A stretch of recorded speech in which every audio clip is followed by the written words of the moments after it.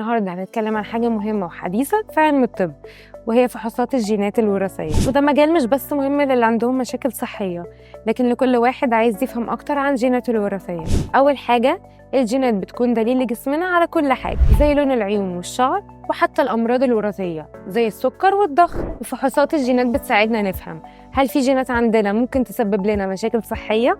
الفحوصات دي مهمة جدا عشان بتساعد في تشخيص الأمراض الوراثية مبكرا، وعشان يتم اتخاذ الإجراءات اللازمة، وبتساعد في تخطيط الأسرة وفهم احتمالية نقل الأمراض الوراثية للأبناء. بتساعد في اختيار العلاجات المناسبة للأمراض المرتبطة بالوراثة. وفي أنواع مختلفة من الفحوصات زي فحص ال DNA الجيني والتسلسل الجيني السيكونسينج، وكل واحدة بتقدم معلومات مختلفة عن الجينات الوراثية. وفحوصات الجينات الوراثية بتقدم لنا طريق جديد لاكتشاف الجينات الخاصة بينا وإزاي بتأثر على صحتنا، وفهمنا ليها بيساعدنا نعيش حياة صحية وإزاي ناخد القرارات الصحيحة، وبنعدل في طريقة علاجنا ونطور منها.